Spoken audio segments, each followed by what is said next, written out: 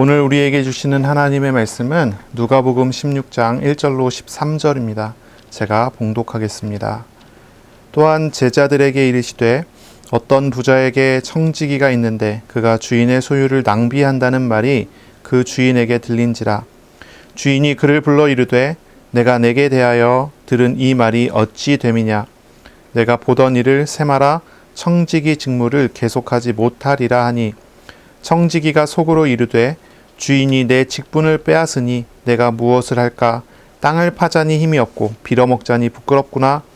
내가 할 일을 알았도다. 이렇게 하면 직분을 빼앗긴 후에 사람들이 나를 자기 집으로 영접하리라 하고, 주인에게 빚진 자를 일일이 불러다가 먼저 온 자에게 이르되 내가 내 주인에게 얼마나 빚졌느냐. 말하되 기름 100말이니이다. 이르되 여기 내 증서를 가지고 빨리 앉아 50이라 쓰라 하고, 또 다른 이에게 이르되 너는 얼마나 빚졌느냐. 이르되 밀 100석이니이다.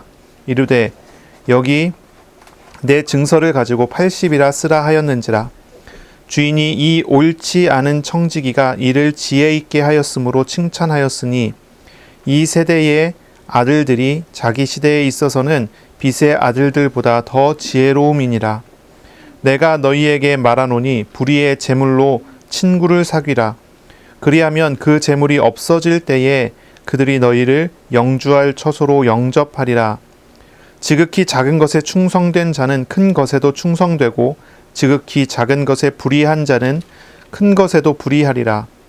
너희가 만일 불의한 재물에도 충성하지 아니하면 누가 참된 것으로 너희에게 맡기겠느냐. 너희가 만일 남의 것에 충성하지 아니하면 누가 너희의 것을 너희에게 주겠느냐. 집 하인이 두 주인을 섬길 수 없나니, 혹 이를 미워하고 저를 사랑하거나 혹 이를 중히 여기고 저를 경히 여길 것임이니라. 너희는 하나님과 재물을 겸하여 섬길 수 없느니라. 아멘. 오늘 말씀은 누가복음 16장 1절부터 13절입니다. 옳지 않은 청지기 비유라는 제목으로 함께 말씀을 나누겠습니다.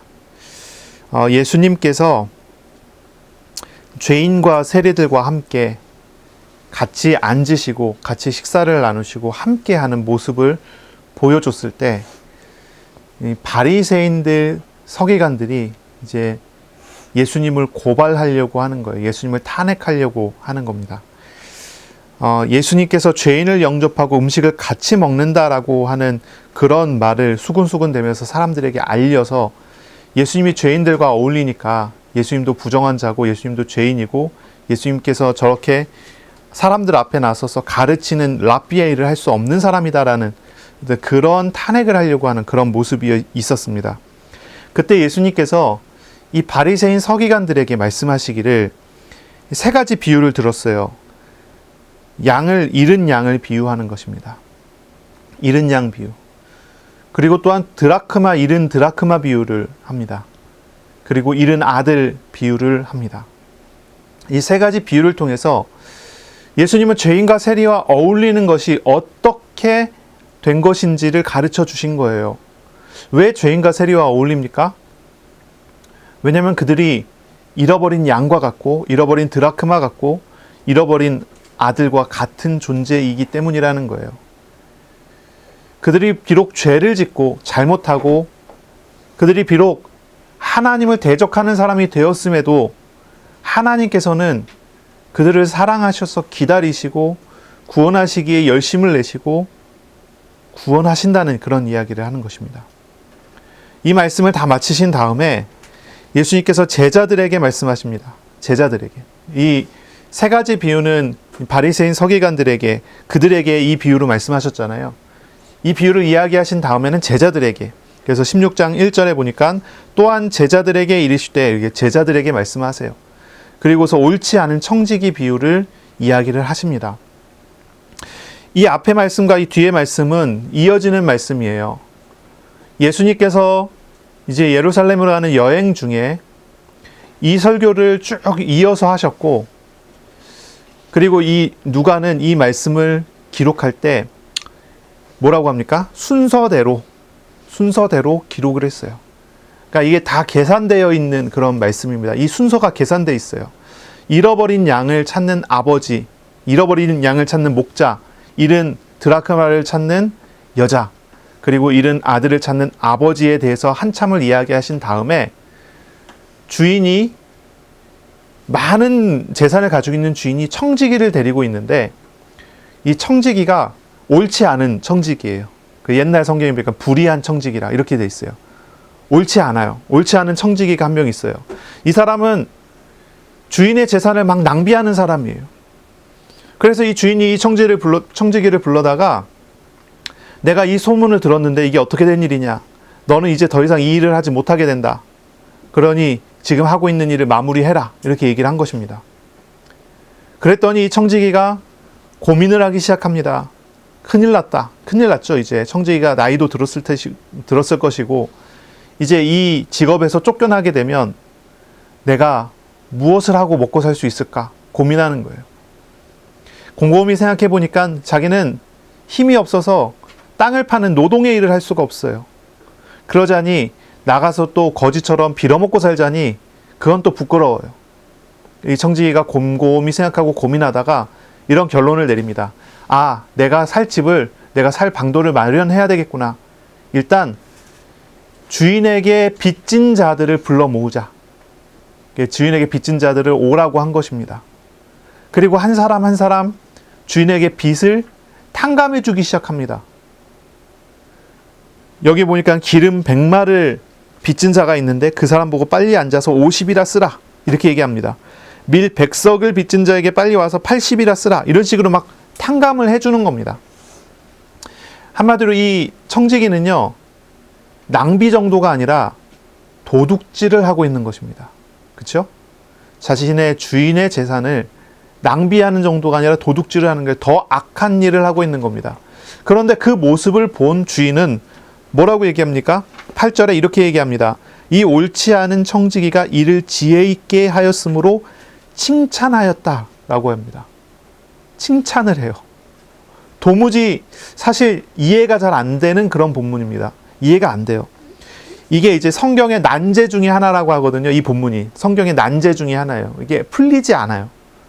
선명하게 해석이 되지 않아요. 왜 그러냐면 바로 이 구절 때문에 그래요. 이 청지기가 도둑질을 했는데 칭찬을 받아요. 도둑질을 했는데 칭찬을 받아요. 그러면서 이어지는 이런 말씀을 합니다. 이 세대의 아들들이 자기 시대에 있어서는 빚의 아들들보다 더 지혜로움이니라. 뭘 칭찬하냐면 지혜를 칭찬해요. 지혜를 칭찬해요. 이런 말씀입니다. 그리고 난 다음에 이어서 예수님께서 뭘 이야기하냐면 작은 자에 충성된 자는 뭐 이렇게 얘기를 해요. 큰 것에도 충성하고 작은 것에 불의한 자는 큰 것에도 불의하게 돼 있고, 불의한 재물에 충성하지 않는 사람에게, 불의한 재물에도 충성하지 않는 사람에게 누가 참된 것을 맡길 수 있겠느냐, 이런 얘기를 하면서 하나님과 재물을 겸하여 섬길 수 없느니라, 이렇게 말씀을 하세요. 그러니까 비유 이후에 예수님께서 9절부터 해석해 주신 내용과 이게 딱 맞아떨어지는 딱 그런 모습이 보이질 않는 거죠. 뭔가 이렇게 딱딱 맞아떨어져야 되는데 왜 하나님은 불의한 청지기에게 옳지 않은 일을 하는 자를 칭찬하셨을까요? 그리고 또 불의한 재물에 충성해야 된다라고 말씀하셨을까요? 이게 도대체 무슨 말입니까? 그리고 이 말씀이 하나님과 재물을 겸하여 섬길 수 없다는 이 결론으로 어떻게 이어집니까? 이거를요. 그러니까 이게 이제 난제라고 하거든요. 어렵다. 이렇게 우리가 이제 얘기하는 그런 부분이에요. 하지만 이것을 비유로 읽고 앞뒤 문맥을 찾아가면은 이것이 어떤 것인지 어렴풋이 우리는 좀 찾아갈 수 있고 알아갈 수가 있죠. 이런 본문을 읽으면서 이걸 억지로 해석해내기 위해서 여러 가지 수단과 방법을 사용해서 자기의 생각과 판단에 맞게 해석을 해낸다. 그러면은 둘 중에 하나가 될 가능성이 많아요. 알레고리 해석이 돼서 전혀 다른 엉뚱한 해석이 나오든지 아니면 이제 전혀 억지 해석이 나오는 거죠. 억지 해석. 억지 해석까지는 그래도 우리가 어느 정도 받아들일 수는 있지만 알레고리 해석 정도까지 가면은 이건 문제죠. 예수님이 말씀하신 의도와 해석의 내용이 달라져요. 그러면 이거는 말씀을 읽은 게 아니게 되잖아요. 이제 그런 문제가 있을 수가 있어요. 그래서 이 말씀을 어떻게 해석하느냐를 봤더니 자료를 찾아봤거든요. 책들을 이렇게 많이 찾아보고 자료를 찾아봤는데 해석이요. 한 가지에 대한 해석이 진짜 수가지씩가 나오는데 그것이 다 섞이면 수십 가지 해석이 가능해져요. 그래서 불의한 청직이라고 했는데 사실은 불의하지 않았다. 이렇게 해석하는 방식이 있어요. 말이 됩니까? 예수님께서 불의한 청직이라고 했는데 사실은 불의하지 않았다. 이렇게 해석을 하는 방식이 있어요. 이건 잘못된 해석이죠. 그렇죠? 그러니까 이런 식이에요. 좀 진보적인 데서, 그러니까 좀 자유주의적인 데서 해석하는 방식인데 청지기가 탕감해준 그 빚들은, 청지기가 다른 사람을 탕감해준 빚들은 사실은 이제 고리대금업으로 인하여 과도한 빚들을 진 것을 탕감해 준 거다. 이런 식으로 해석을 해요. 그러면 뭐가 됩니까? 불의한 청지기가 아니라 불의한 주인을 청지기가 막은 게 되겠죠. 근데 이렇게 해석을 하면서 고리대금업 같이, 그리고 가난한 사람을, 어려운 사람을 괴롭히는 일에 대해서 반대하고 그것을 바꿔주는 것을 칭찬받을 만한 일이다 해갖고 어떤 식으로 해석을 합니까? 노동자들과 가난한 사람들이 폭력을 사용한다든지 아니면 다른 불의한 행동을 통해서라도 그거를 개혁하려고 하는 걸 정당화시키는 거죠. 이건 말이 안 되는 해석입니다. 성경이 그렇게 가르치질 않아요. 근데 이제 이런 식의 해석으로, 이런 식의 억지를 하나씩 집어넣어서 이걸 억지로 해석을 해내는 거예요. 그러면 어떻게 됩니까? 자기가 의도한 해석을 끄집어내는데 본문하고 상관없는 해석이 돼버리는 거죠. 그러니까 이런 식의 해석은 옳지가 않아요. 바르게 해석을 해야 되거든요. 오늘 본문에서 우리는 무엇을 집중해야 되냐면 주인의 마음을 집중해야 되고 주인의 생각을 집중해야 되고 또 청지기에게 칭찬해준 그 내용이 무엇인가를 집중해야 돼요.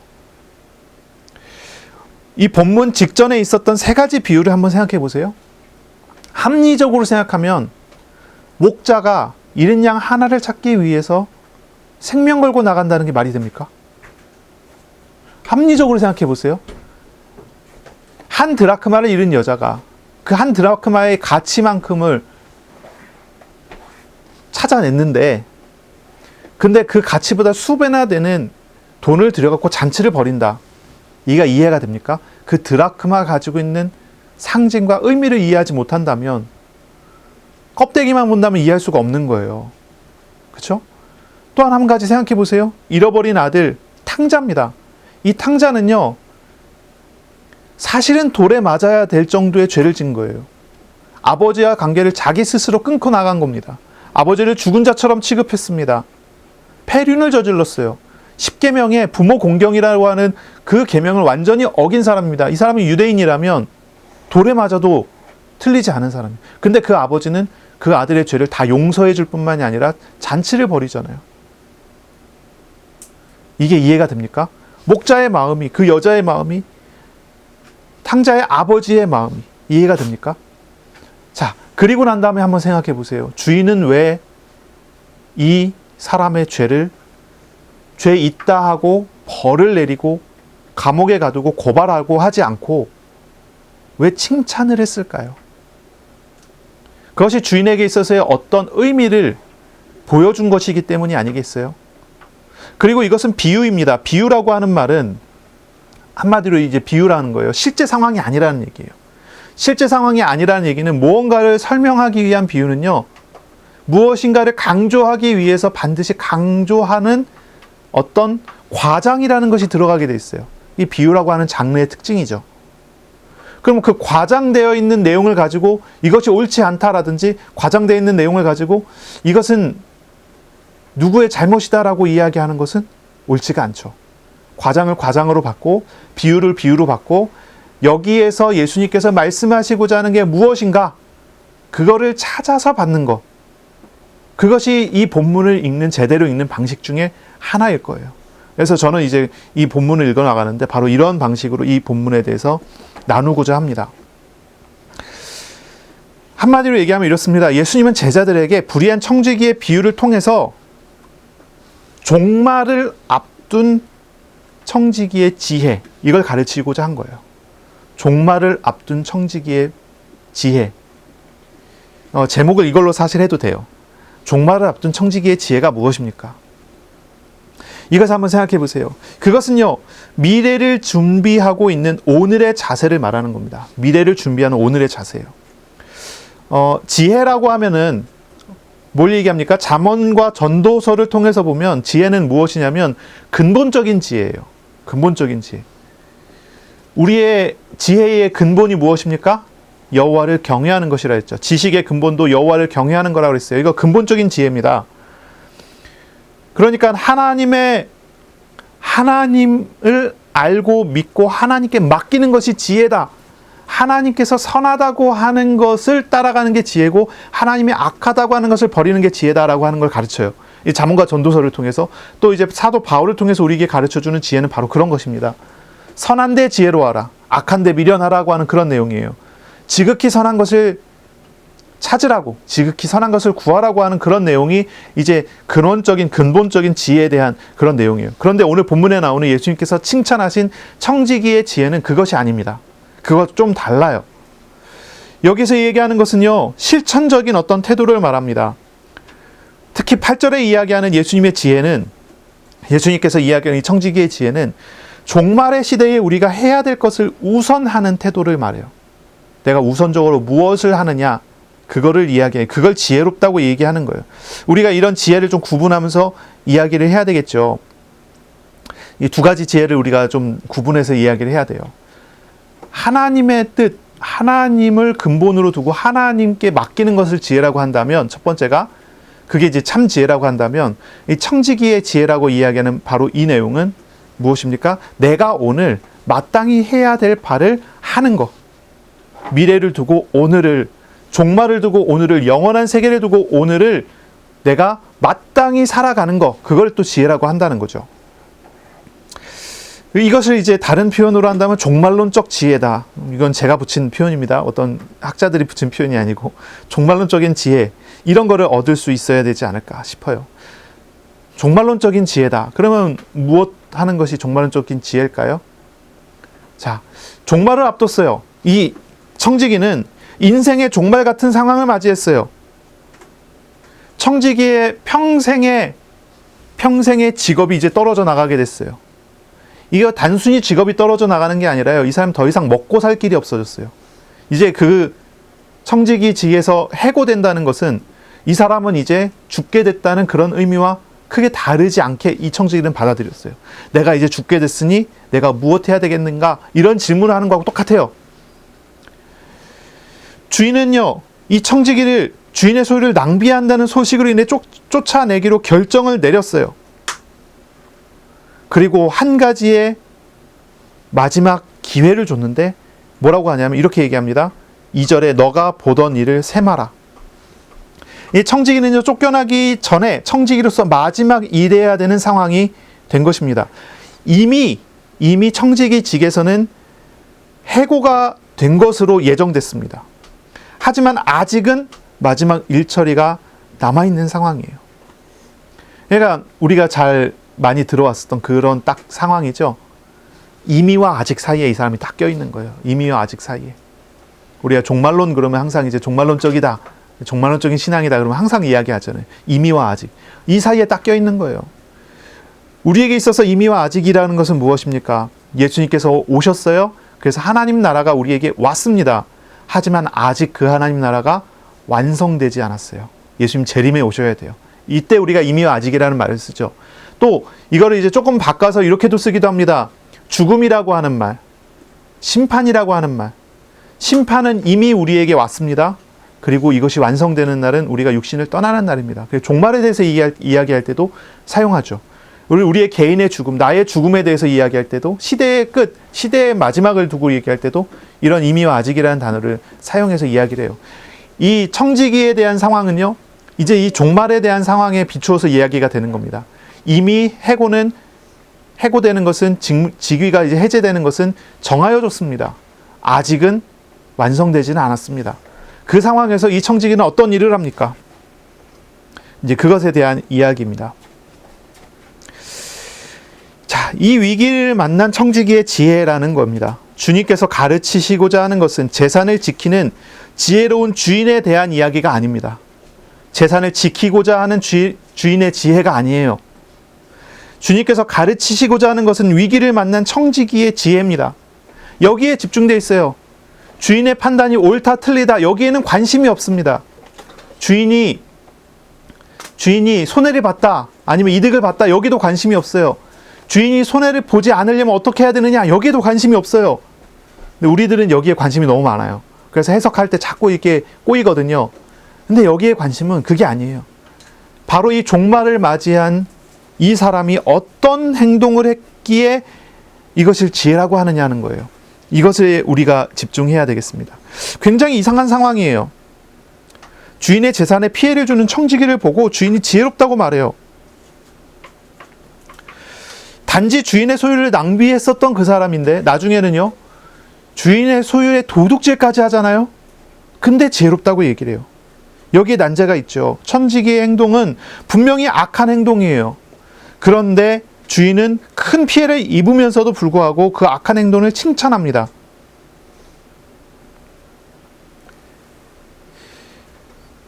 청지기는요, 자신에게는 곧 사라질 맡은 재물을 이용합니다.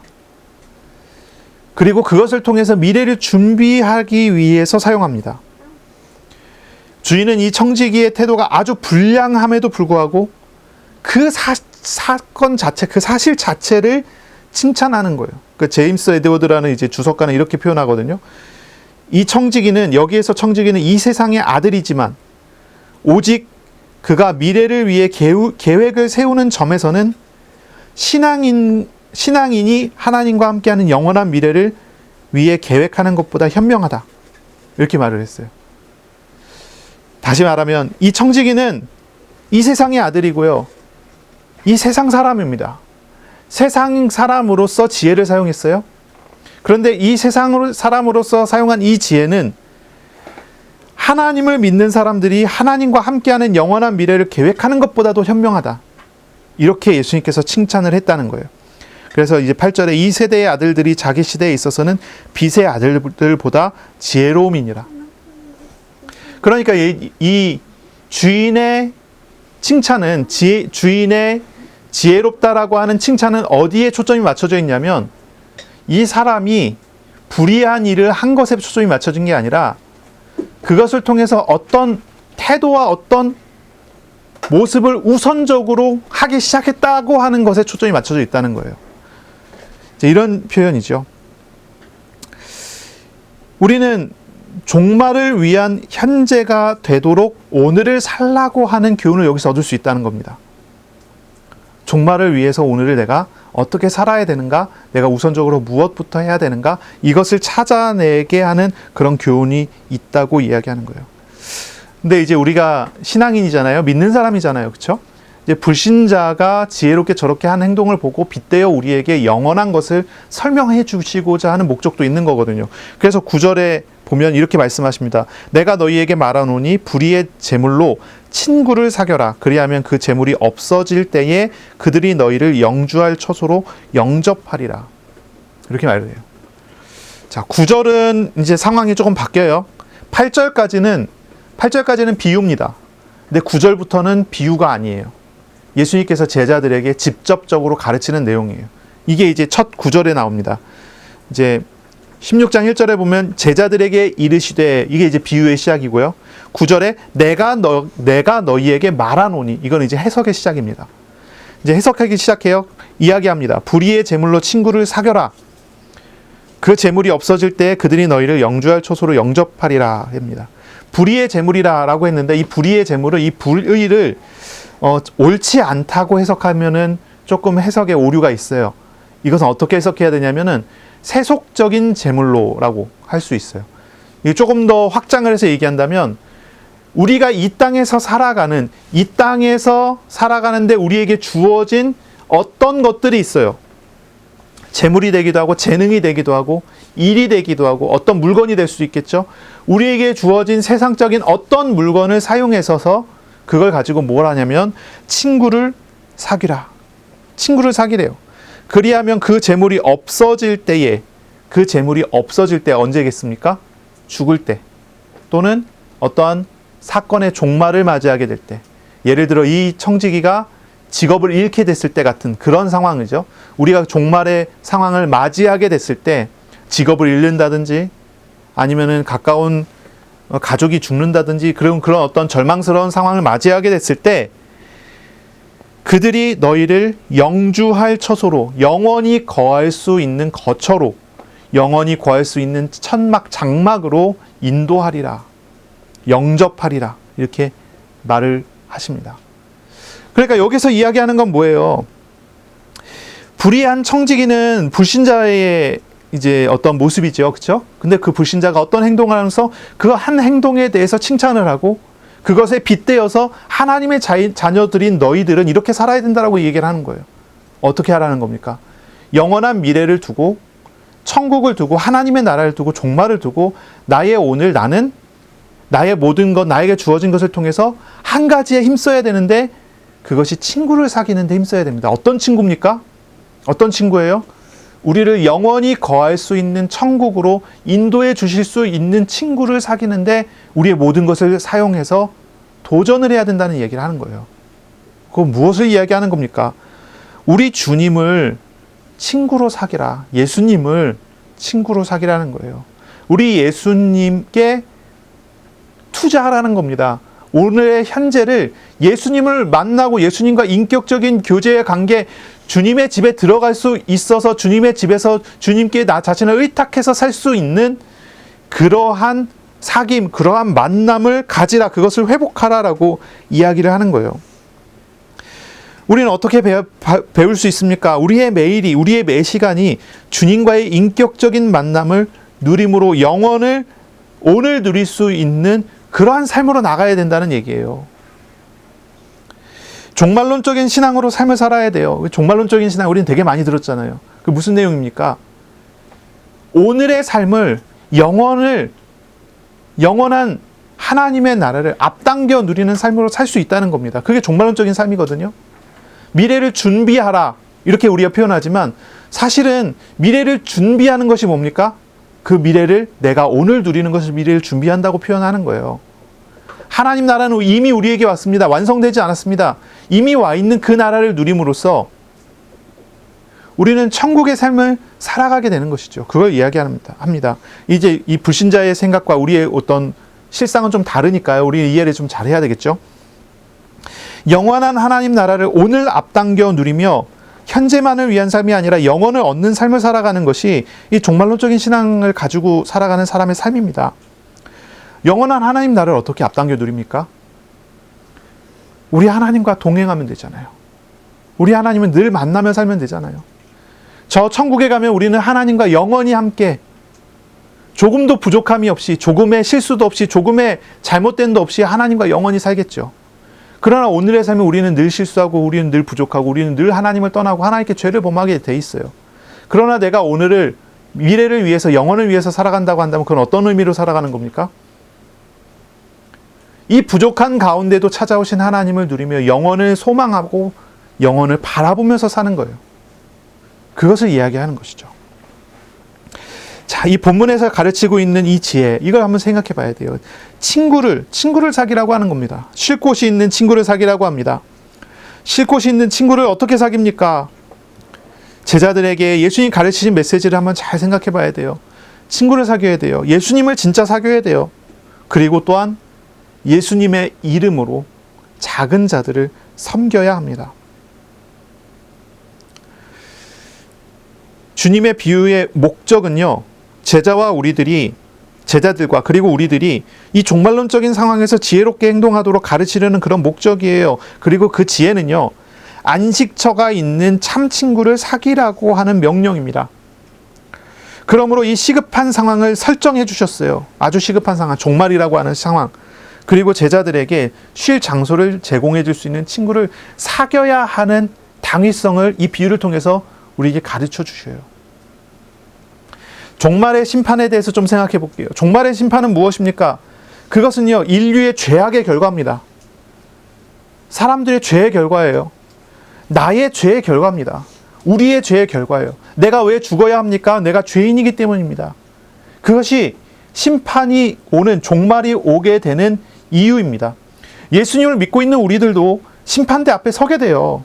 하지만 우리는 예수님으로 말미암아 의롭다고 하는 옷을 입었죠. 그렇기 때문에 우리는 의의 심판을 받아 천국에 들어가게 될 것입니다. 하지만 우리 이 본문을 생각해 봐야 돼요. 주님은 우리가 우리의 죄로 말미암은, 나의 죄로 말미암은 심판과 종말을 만나게 되더라도 그래도 나를 숨겨줄 수 있는 친구에게 가라고 하는 거예요. 바로 우리 예수님께 나가라고 하는 겁니다. 우리에게 주어져 있는 많은 것들, 특히 재물 같은 것은 우리를 숨겨줄 수 있는 안식처를 가진 참 친구들에게 갈 수 있는 도구가 되죠. 우리는 우리를 영원히 거주할 처소로 인도하시는 예수님께로 가야 할 것입니다. 예수님께 가는 것은요, 첫째, 예수님을 영접하여 믿는 것입니다. 다음으로는요, 조금 어려울 수 있지만 이해할 수 있기를 바랍니다. 다음으로는요, 예수님의 이름으로 작은 자들을 섬기는 것입니다. 그것이 친구를 사귀는 것입니다. 영원히 거주할 친구를 사귀는 것입니다. 우리가 예수님께서 여러 번 반복해갖고 보여주셨던 상황을 우리는 봅니다. 한 어린아이가 예수님께 찾아와요. 어린아이다. 지금의 어린아이하고 개념이 좀 달라요. 그 당시에 고대시대의 유대사회에서 어린아이라고 하는 건 사람 취급을 하지 않았습니다. 성인식을 하고 난 다음에야 사람 취급을 해줘요. 그 전에는 사람 취급을 하지 않습니다. 어린아이가 예수님께 나왔습니다. 이 어린아이는 자기 생각도 없고 자기 판단도 없고 자기 스스로 뭔가를 해낼 수 있는 것이 없는 사람이라고 그렇게 인식하고 있는 상황이잖아요. 근데 겁도 없이 어린아이가 예수님께 나왔어요. 그래서 제자들이 그걸 회방합니다. 가지 못하도록 막습니다. 그랬더니 예수님이 뭐라고 합니까? 놔두라고 합니다. 이 어린아이와 같아야 천국에 간다고 얘기합니다. 이 어린아이를 영접하는 사람은 곧 예수님을 영접하는 것과 같다고 이야기합니다. 여러 번 반복된 상황을 우리는 성경을 읽으면서 우리는 봤습니다. 그렇죠? 예수님께서 친구를 사귀라고 합니다. 친구를 사귀라고 해요. 그럼 그 친구는 누굽니까?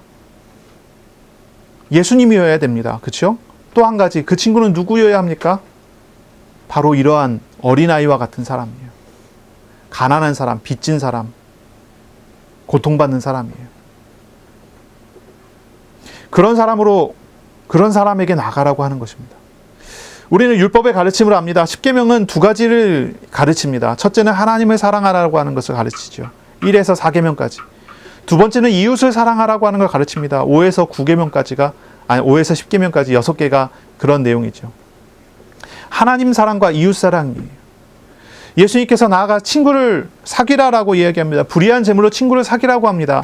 바로 이 내용은 이 두 가지로 다 해석을 해야 됩니다. 첫째는 하나님을 영접하여 믿어 만나는 것이어야 됩니다. 이것이 아니면 아예 영원히 거주할 처소로 갈 수 있는 길이 없는 거죠. 예수를 영접하는 것이 첫째이고 우선입니다. 그 다음은요. 그 다음은 가난한 사람, 억눌린 사람, 고통받는 사람, 죄인과 세리 같은 사람들을 찾아가 만나야 합니다. 하나님께서는 그러한 우리의 발걸음을 보시고 우리에게 상을 잃지 않습니다. 우리에게 상을 주십니다. 하나님 나라의 은혜를 내려주십니다. 이 두 가지를 우리는 생각해야 되고 두 가지를 우리는 알아야 합니다. 예수님께 나온 제자들에게 예수님께서는 가르치시기를 그 자리에는 누가 있습니까? 죄인과 세리들이 있습니다. 그 자리에는 바리새인과 서기관들이 있습니다. 그 자리에는 예수님의 제자들이 있어요. 예수님은 이야기합니다. 친구를 사귀라. 친구를 어떻게 사깁니까? 어떻게 하는 것이 친구를 사귀는 겁니까? 짐을 나눠지는 것입니다.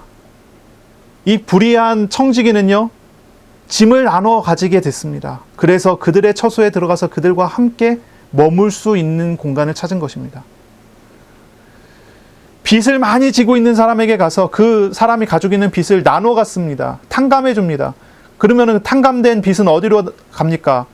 그것은 이제 주인이 알고 있다면 탕감해 준 사람의 죄가 되잖아요. 나누어 가진 죄가 되잖아요. 그렇죠? 이제 그렇게 가져가는 거예요. 친구를 어떻게 사깁니까? 친구를 사귀는 건 사실은 간단합니다. 짐을 나누어지면 됩니다. 고통을 나눠 가지면 됩니다. 사람들이 즐거움은 같이 하기 쉬워하지만 어려움을 같이 짊어지는 것을 어려워하잖아요. 그러나 간단한 표현입니다. 친구를 어떻게 사깁니까? 짐을 같이 지면 돼요. 예수님께서는 가난한 사람, 억눌린 사람, 연약한 사람과 함께 짐을 지라고 이야기합니다. 바로 그것이 종말의 때에 우리가 가져야 하는, 우리가 얻어야 하는 지혜입니다. 불의한 재물로 친구를 사기라라고 하는 그런 말입니다. 불의의 재물로 그랬는데, 불의라고 하는 것을 세속적이라는 표현으로 바꾸자 그랬죠. 세속적인 재물로 친구를 사겨라. 이 친구를 사귄다고 하는 말은 또 바꾼다면 이렇게 표현할 수 있습니다. 하나님 나라에 합당한 삶을 살아가는 것입니다. 세속적인 재물로 우리는 하나님 나라에 합당한 삶을 살아가야 합니다. 세속적인 재물로 친구를 사귀어야 합니다. 죄인과 세리를 친구로 삼고 그들과 함께 짐을 질 수 있어야 합니다. 그러면 그 재물이 없어질 때에 하나님께서 우리를 영주할 처소로 영접하여 주실 것입니다. 우리를 영원히 거할 수 있는 장소로 인도해 가실 것입니다. 그것이 세속적인 재물, 세속적인 재능, 세속적이라면 좀 이상하죠. 세속하니까 거룩과 세속을 구분하는 그런 형식으로 이 생각을 하는데, 우리에게 주어져 있는 것들을 마땅히 어떻게 종말의 때에 사용해야 되는지를 가르치는 거예요.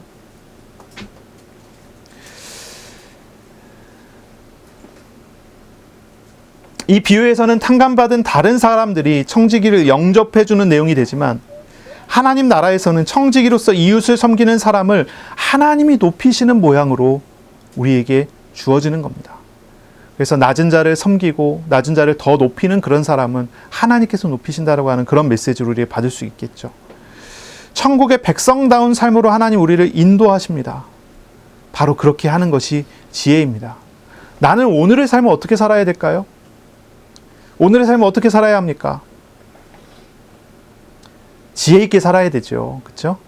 낭비하면 안 돼요. 게으르게 하면 안 돼요. 낭비하는 것은 옳지 않습니다. 매일매일 그냥 흘러보내는 거 옳지 않습니다. 오늘이 마지막 날이라 생각한다면 누가 낭비하겠습니까? 그걸 의미 있게 사용하기 위해서 노력하지 않겠어요? 그렇죠? 어떤 책을 보니까 그 책에 이제 나오는 내용들인데요. 잠깐 소개를 하자면 이렇습니다. 시한부 인생 선고를 받은 거예요. 시한부 인생. 이제 몇 달 못 산다 이렇게 나온 겁니다. 이 비슷한 소재로 영화도 있고 비슷한 소재로 뭐 드라마도 있고 그래요. 그래서 뭐 버킷리스트라고 하는 말이 있죠. 죽기 전에 꼭 해야 되는 거. 내가 죽기 전에 꼭 이것은 경험하고 가겠다. 이런 거. 그 책에 보니까 이제 그런 내용이에요. 시한부 인생이 딱 선고가 되니까 자기가 가지고 지금까지 모았던 모든 재산이 다 이제 의미가 없어져요. 뭐 악착같이 돈을 모았는데 그 돈들이 이제 의미가 없어요. 자기가 지금까지 추구해 왔었던 많은 것들이 있어요. 명예를 추구하고 뭘 추구하고 다 의미가 없어요. 그래서 이 사람이 죽기 전까지 내가 정말로 의미 있는 일을 하자 이렇게 결심을 내립니다. 그래서 그때부터 이 사람은 뭘 하냐면 자기가 모아온 재산들을 쓰기 시작을 합니다. 사용하기 시작해요. 자기가 죽고 난 다음에 죽을 때 자기가 후회 없이 죽기 위해서 자기가 지금까지 쌓아왔었던 많은 것들을 후회 없이 나눠주기 위한 리스트를 작성을 합니다. 기부를 하고 도와주고 돕는 일을 하고 여행도 가고 자기 할 수 있는 의미 있는 일을 합니다. 시간이 다가오면 다가올수록 1분 1초도 허투루 쓸 수가 없어요. 1분 1초도 함부로 쓸 수가 없어요. 이 사람이 그것을요 너무나 성실하게 1분 1초까지 아껴가면서 그것을 사용합니다. 그런데 다 쓰지 못했습니다. 다 쓰지 못했어요. 이제 죽기 한 달 전쯤 되니까 그 사람은 이제 몸이 너무나 아파지기 시작하니까 움직일 수가 없어서 병원에 들어가야만 합니다. 이 사람은 후회합니다. 너무 후회합니다. 시간이 너무 모자르다는 거죠. 이제 그런 내용의 이제 책을 제가 한번 봤는데, 여러분 생각해 보세요. 종말이 정해져 있습니다. 인생의 끝이 정해져 있습니다. 여러분 하루하루를 어떻게 살아가겠습니까? 하루하루를 어떻게 살아가야 하겠습니까? 앞으로 우리의 인생은 몇 년이 되겠습니까? 길게 진짜 잔병치레 안 하고 병 안 걸리고 장수를 한다 하면 앞으로 몇십 년이겠지요. 그런데 사람의 내일은 아무도 자랑할 수 없지 않겠습니까? 하나님께서 당장 내일 나보고 와라 그러면 가야 되지 않겠습니까? 죽음을 앞에 둔 사람으로서 매일매일 살아가라 이 얘기예요. 종말론적인 삶이란 그것입니다. 내가 당장 하나님께서 날 데려가신다면 나는 오늘 무엇을 해야 합니까? 의미 있고 가치 있고 바른 삶을 살아가야 옳은 것이 아니겠습니까? 나에게 우선순위를 바로 잡아야 되죠. 내가 우선 무엇부터 해야 되겠습니까? 내가 죽음을 앞두고 있다면 나에게 가장 가치 있고 가장 의미 있는 첫 번째 무엇부터 시작을 해야 되겠습니까? 예수님께서는 이렇게 얘기하시는 거예요. 친구를 사귀어라. 나를 죽음 이후에 나를 맞이해 줄 수 있는, 영원히 거할 수 있는 처소를 예비해 주시는 바로 그 친구를 사귀어라. 하나님을 알아가는 것, 하나님을 인격적으로 만나고 교제하는 것, 그 하나님과 함께하는 삶을 사는 것을 우리가 오늘의 첫 번째 삶의 의미를 담는 지혜 있는 목적이 되지 않겠습니까? 하나님을 알아가는 것. 또한 두 번째 무엇입니까? 그 하나님과 함께하며 하나님과 동행하며 그 하나님의 이름으로 오늘의 합당한 삶을 살아가는 것입니다. 친구를 진짜로 사귀는 것입니다. 죄인과 세리 같은 사람들을 사귀는 것입니다. 섬기는 것입니다. 이웃을 섬기고 가난한 사람들을 섬기는 것입니다. 예수의 이름으로 주님 앞에 합당한 삶을 살아가게 되는 것입니다. 이것이 우리에게 우선적으로 회복되고 얻어지기를 바랍니다. 자, 이런 말씀을 합니다. 11절입니다. 너희가 만일 불의한 재물에도 충성하지 않으면 누가 참된 것을 너희에게 맡기겠느냐, 이렇게 이야기합니다. 만일 어떤 사람에게 오늘 있다가 사라질 만한 이 땅의 부를 맡길 수 없다면 누가 그 사람에게 하나님 나라의 참되고 영원한 부를 맡길 수 있겠어요? 마지막 절에 마지막 구절에 예수님께서 말씀하십니다. 너희는 하나님과 재물을 겸하여 섬길 수 없느니라 그랬어요. 우리에게 주어져 있는 재물이, 돈이 하나님 앞에 마땅히 사용될 만한 돈이 아니라 우상이 돼버리고 만다면 하나님께서는 하나님의 나라의 축복을 우리에게 주시지 않으실 겁니다. 그렇죠? 그러나 이 재물이 하나님 앞에 합당한 재물이 되어 합당한 쓰임이 되어진다면 하나님께서는 하나님 나라의 축복을 우리에게 부어주시는 것이 당연한 것이지요. 우리는 재물의 위치를 분명하게 해야 합니다. 그리고 하나님 앞에 우리는 서야 합니다. 바른 경제의식을 가져야 되겠습니다. 종말 앞에서, 죽음 앞에서 돈이 뭐가 중요하겠습니까? 돈은요, 우리가 육신을 떠날 때 아무 쓸모가 없습니다. 돈은 이 땅에서 임시로 사용되는 도구일 뿐이에요. 돈은 우리의 영적인 갈증을 해결해 주지 못합니다. 오히려 이 돈은요, 우리에게 갈증이 더 나게 할 뿐이지 이것은 우리의 문제를 해결해 주지 못해요. 왜냐하면 사람의 문제는 돈의 문제가 아니라 실제로 영적인 문제란 말이죠. 하나님 없는 문제란 말이에요. 죄된 문제란 말이에요. 영적 존재, 하나님과 단절된 문제, 죄와 심판의 문제, 사탄과 귀신의 악령의 역사하는 그런 문제와 관련되어 있지 않습니까? 우리 인생의 문제는 사실 그런 문제입니다. 돈은 하나님을 대신할 수 있는 도구가 될 수가 없어요. 그런데 많은 사람들이 사실은 우상을 가지고 살아가요. 돈이 삶의 우선입니다. 돈이 많은 것들의 우선입니다. 한 10년, 20년 전인가요? 한 10년 전쯤 됐던 것 같아요. 설문조사를 했대요. 신문에서 제가 봤어요. 아이들에게 의식조사를 한 거예요. 그래서 몇 가지 이제 질문을 가지고 설문조사를 했는데 그 중에 한 가지 항목이 이런 거였습니다. 만약에 돈이 10억 정도 벌 수 있다면, 10억 정도의 이득을 가질 수 있다면 죄를 짓고 감옥에 한 10년 정도 있는다 하겠느냐? 라는 질문이었어요. 거기에 나오는 내용들은 이제 윤리의식에 대한 질문이었겠죠. 거기서 이야기하는 거는 사기나 다른 사람에게 피해를 주는 어떤 그런 죄된 그런 부분들과 관련돼 있었을 거예요. 그런데 그 설문조사했을 때 설문조사에 응답한 아이들의 대부분이 10억을 벌 수 있다면 죄 짓고 감옥에 가서 10년 있어도 된다라고 대답을 했다는 거죠. 윤리의식이 없어요. 무너졌어요. 물론 그 설문조사한 그 학교의 이야기일 것이라고 생각합니다. 그리고 저는 교회 다니는, 그리고 하나님을 믿는, 하나님을 인격적으로 알아가는 사람들의 대답은 아니었을 것이다.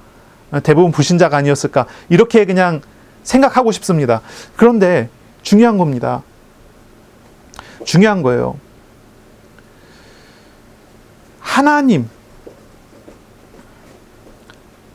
하나님을 그렇게 섬기지 않아요. 사람들이요. 돈을 위해서라면 어떤 것도 다 하겠다. 이렇게 생각하거든요, 사람들이요. 감옥에도 간다는 거예요.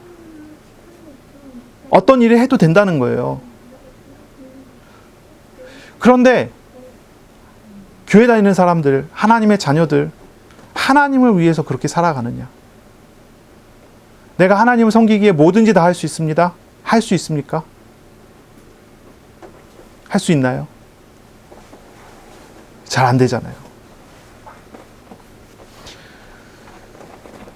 우리는 돈 우상을 내려놓고 청지기의식을 가져야 할 것입니다. 돈 우상을 다 내려놓고 하나님께 다 맡기고 청지기의식을 가져야죠. 모든 것은 하나님의 소유라는 것을 알고 하나님의 주권 아래에 있는 것을 인정해야 하는 것입니다. 그리고 모든 것은 내 것이 아니라는 걸 인정하는 것이 청지기의식입니다. 하나님 나에게 맡기신 거라는 것을 아는 거죠. 그렇게 되면 어떻습니까? 돈에 대한 태도가 달라지죠. 돈에 대한 생각이 달라집니다. 돈에 대한 모습이 달라져요. 돈뿐입니까? 우리에게 주어져 있는 많은 것들이 다 그렇죠. 청지기의식이라를 가져야 돼요. 이 집이 우리 겁니까? 우리에게 맡긴 거죠, 하나님께서. 그러면 합당하게 사용하면 돼요. 우리에게 있는 자녀들이 우리 겁니까? 하나님 것이죠. 하나님 우리에게 맡기신 거예요. 그러면 합당하게 대해야 돼요. 근데 그것이 되지 않으면, 집이 우상이 되고 돈이 우상이 되고 자녀가 우상이 되면 어떻겠습니까? 청지기의식을 가지고 있는 사람은요, 시간을 낭비하지 않습니다. 돈을 낭비하지 않습니다. 상황을 낭비하지 않습니다. 내 마음대로 하지 않습니다. 내 생각대로 하지 않습니다. 자녀들을 내 마음대로 하려고 하지 않습니다. 하나님 앞에 하나님의 뜻대로 하고자 합니다. 하나님의 뜻을 찾습니다. 하나님의 뜻을 구합니다. 우리가 가지고 있는 우리의 소유는 하나님의 뜻에 맞게 사용되어야 합니다. 돈은 합당하게 하나님께서 원하시는 장소에, 원하시는 곳에 사용될 수 있어야 합니다. 그러면 이 돈을 어떻게 써야 될까요? 친구를 사귀는 데 써야 합니다. 돈의 사용처 우선입니다. 불의의 제물로 친구를 사귀라. 친구를 사귀는 데 써야 합니다.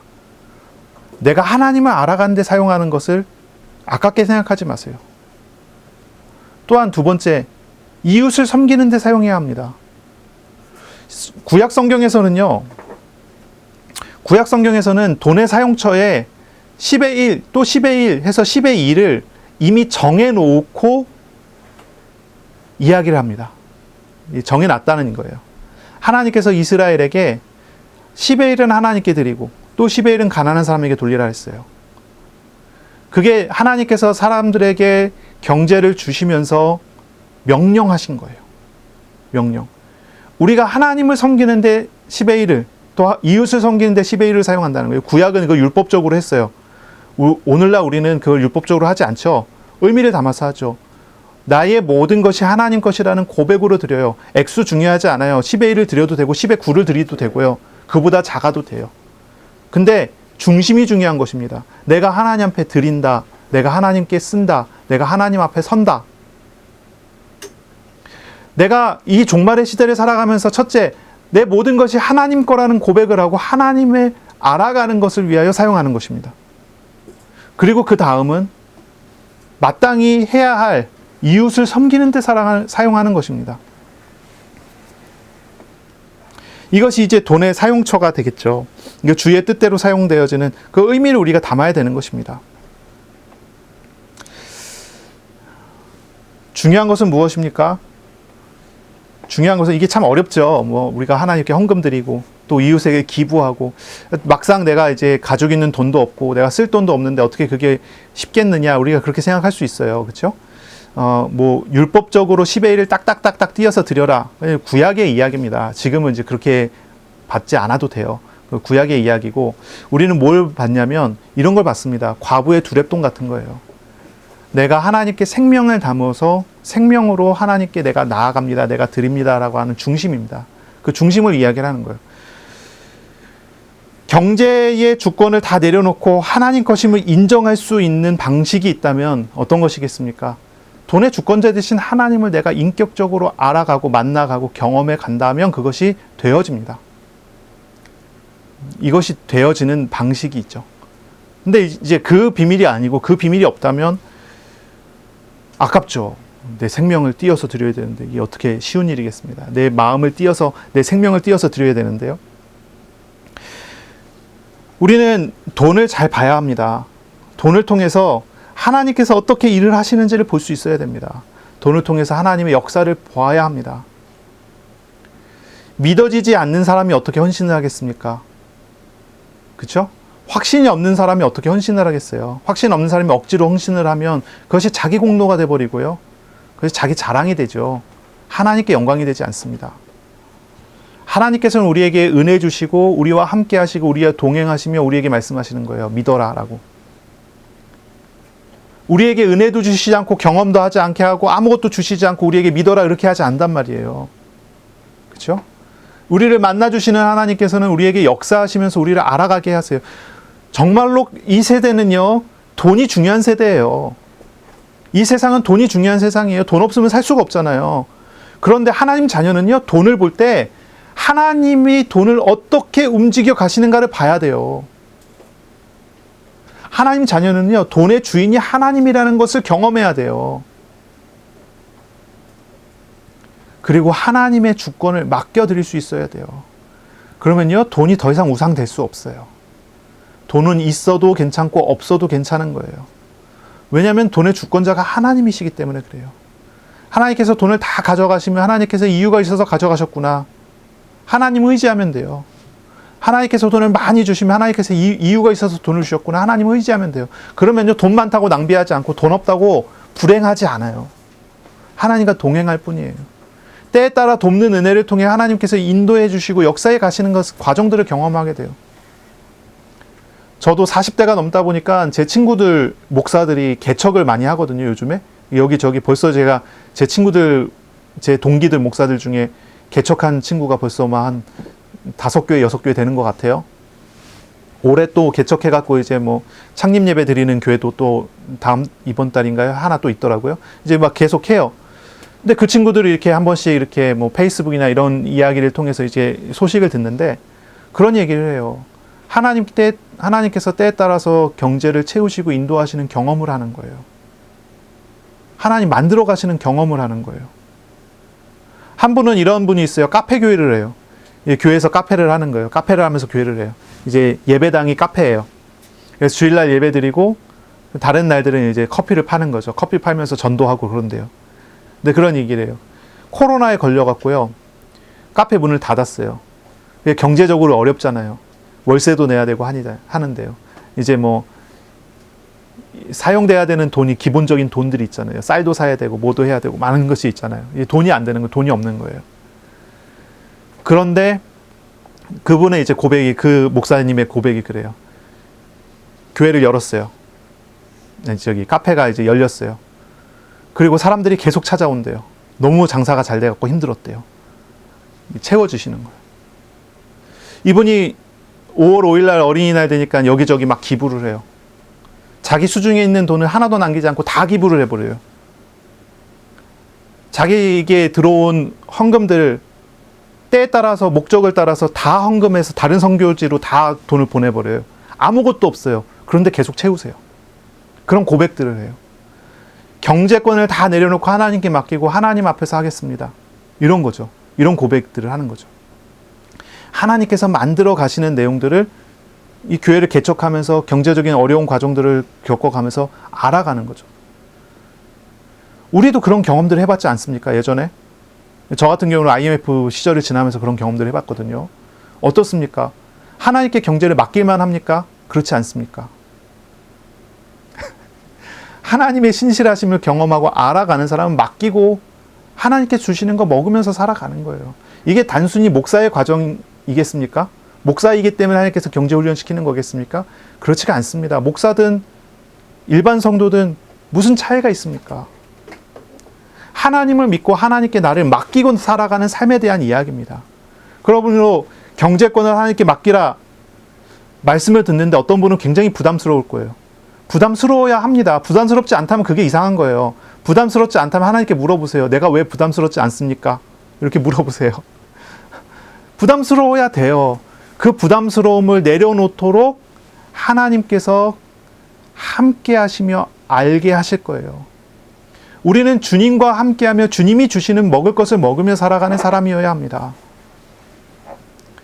하나님께서 나의 경제에 일하시지도 않고 하나님께서 나의 경제에 나의 삶에 역사하시지도 않고 솔직히 나는 하나님이 살아계신지도 모르겠고 교회는 나가지만 말씀은 듣지만 잘 모르겠다. 이런 사람이 경제권 다 맡기고 하나님께 11조 드리고 하나님께 헌금하면서 하나님 앞에서 살아가라. 되겠습니까? 안 되죠. 근데 만약에 그렇게 했다. 그럼 그것이 자신의 의가 돼버리고 말죠. 하나님께 영광이 안 돼요. 하나님 또 그렇게 하시지도 않아요. 그런 분들은요. 하나님 알아가도록 먼저 기도하며 하나님을 경험해 나가기 시작해야 돼요. 그런데 하나님을 경험해 가면서 알아가는 사람은요. 종말의 지혜를 배워야 해요. 하나님 앞에 내가 우선 무엇부터 해야 될지, 내가 오늘 무엇을 얻어가며 살아가야 할지. 돈을 미워하는 사람도 있습니다. 돈을 사랑하는 사람도 있습니다. 그런 사람 많이 있습니다. 하지만 돈은 인격적인 대상이 아니에요. 돈은 도구일 뿐입니다. 진짜 인격적이신 우리 하나님을 만나셔야 돼요. 하나님은 인격적이세요. 하나님은 강제로 하지 않습니다. 우리를 로봇으로 만들지 않았어요. 우리와 교제하고 우리와 만나고 우리와 함께하기 원합니다. 그 하나님을 만나는 것입니다. 그러한 삶을 살아가시기를 바랍니다. 청지기는요, 자신의 재물이 자신의 것이 아니라는 것을 아는 사람입니다. 하나님 나라에 합당하게 재물을 사용하는 사람이 청지기입니다. 그 실천적 원리는 하나님을 사랑하는 것, 이웃을 사랑하는 것으로 재물을 사용하는 그런 사람입니다.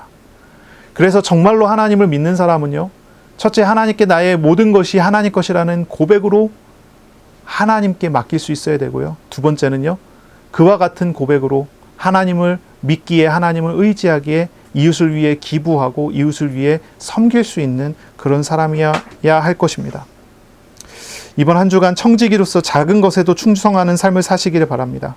주어진 삶과 현실, 주어진 현재를 하나님 앞에서 살아가시기를 바랍니다. 또한 신실하신 하나님을 더욱 경험하며 알아가시기를 바랍니다. 제자로서 한 주간 하나님과 인격적인 만남을 누리시기를 바랍니다. 또한 제자는요, 주님으로부터 받은 재능을 이웃을 위하여 사용하고 이웃에게 나눠주며 이웃의 친구가 되어주며 또한 그들이 하나님 나라의 백성 되게 하는 나눔을 할 수 있도록 도전하시고 기도하시고 또 하나님 앞에 인도받으시길 바랍니다. 말씀하시는 하나님과 동행하며 하나님의 인도하심을 따라 승리하는 그런 한 주간이 되시기를 바랍니다. 아멘. 기도하겠습니다. 하나님께 감사합니다. 옳지 않은 청지기의 비유를 통해 우리가 이 종말의 때, 말세의 때 우선해야 될 것이 무엇인지, 우리가 얻어야 할 지혜가 무엇인지를 가르쳐 주셨으니 감사합니다. 우리에게 주어진 하나님의 재물로, 재능으로 하나님을 알아가며 이웃을 사귀는 은혜가 있게 하여 주옵소서. 감사함을 드리며 예수님의 이름으로 기도합니다. 아멘. 우리 구주 예수 그리스도의 은혜와 하나님의 사랑하심과 성령의 교통하심이 충만하심이 이제로 영원까지 항상 함께 있을지어다. 아멘.